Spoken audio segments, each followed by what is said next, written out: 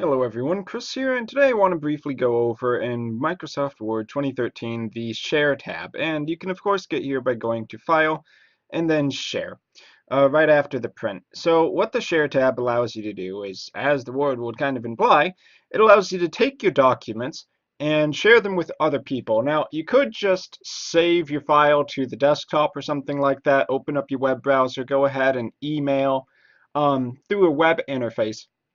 But what this allows you to do is basically take that process and make it simpler and give you other options. So one way you can do it is to use the Invite People button. And from here, you can save a document to the OneDrive and then share the document. It works a lot like Google Drive does. Well, basically, it's going to upload your document, if it's not already in your OneDrive, to your OneDrive. And then since it's cloud storage, it's already basically on the internet. And anybody you give the link to using this option, the Save to Cloud option, is going to be able to go ahead and view it with your permission. So that's one way. Alternatively, you can take your document and you can email it to them. There's different ways you can do it. You can just make it a basic attachment as a document. You can convert it into a PDF, which is often a good idea if it's a finished product and maybe you want to disable it from editing, or you just want it to be most presentable and not opened up in Microsoft Word. You want it to be the kind of thing where they can just open it in something like an Acrobat Reader and just see the document, read it, but not so much with the editing. Now, XPS is a lot like PDF, as I've explained a little bit in previous videos, except I believe you can make PDFs actually editable, but XPS, period, as it says right here, once it has been exported, it is really hard to be easily changed. But for the most part, PDF and XPS are pretty similar. And you can, of course, send it through a fax or send it as a fax to someone's fax machine if you want to do that. Um, Not probably the kind of thing too many people you would use, but I mean, if you're in a corporate environment, it's possible there's still a fax machine. I've seen a lot of companies and schools still using them, so it's up to you. Okay, next up, you have Present Online. This isn't so much with sending them the document directly, although you can use this checkbox so that they can download the document. But what Present Online is it's a lot like TeamViewer. You basically are broadcasting online your document, possibly video or audio as well, or the video would generally be the document itself. And then you take the link and you share it with other people. And when they click that link, they get brought into your webinar, your broadcast, and they'll be able to see the document, see or hear you explaining the document.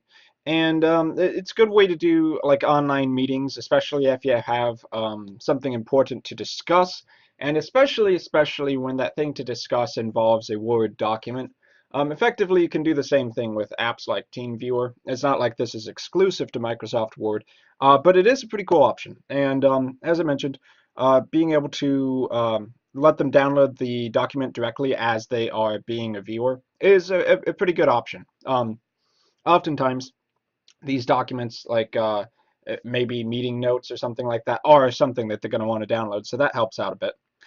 Okay, so the fourth option is to post to a blog. Now, you might not think this is the most useful thing in the world, but actually, if you have a blog or you, well, you just write content. Basically, writing content on the internet or for the web is about the same as blogging. Articles, whether it's, pages on a WordPress site or the blog posts themselves, it's basically written the same way using the integrated software. And Blogger as well has its own components, its own built-in Word editor, and that kind of stuff. So by using Post to Blog, basically you'll put in the login information to get to your blog, what website it's at, what your username, your login is at, and then using the Word document that you actually developed within Microsoft Word 2013, you can take that, send it straight to the blog with a header or a title rather that you will see when you hit post to blog. I'll show you in a minute. And it's nice because it allows you to take advantage of the full editing power of Microsoft Word.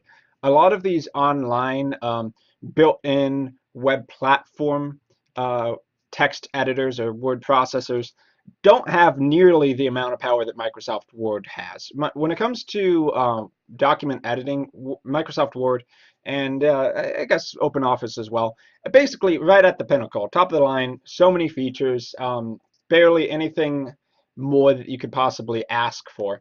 But those other online editors, they might be limited. They might just have like underline, bold, italicize, left, right, and middle align, and that's about it.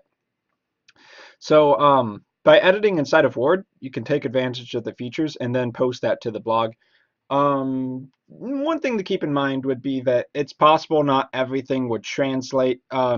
Sometimes on those web platforms, the site administrator, whether that's you or somebody else, may actually limit what functionality is available inside of their system. Like they might extract all of the HTML or computer code right out of the post. So you might not be able to integrate stuff like that in the same way.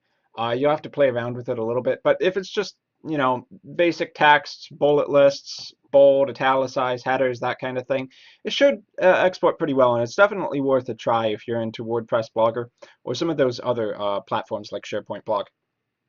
So that's really all there is to the Share tab. I know I didn't really cover Present Online in detail. If you do want to see me do a tutorial on that, just let me know in the comments. Alternatively, you can check out my TeamViewer tutorial because it's pretty much about the same how it works. Before I wrap things up, I will show you right now when you go to hit post a blog, it will ask you to register a blog account, and that means just put in the details for logging into your blog site because Microsoft Word needs to know that information so it can actually post. So we'll hit register later, and if I recall, there was like a title here that would show normally, which would end up being the title of that blog post itself. But yeah, in general, just play around with it. So that is the Share tab for Microsoft Word 2013. If you have any other questions, go ahead and let me know down below. Aside from that, you can check out the Patreon at patreon.com/ChrisTutorials. Thank you all very much for watching, and I will see you all next time.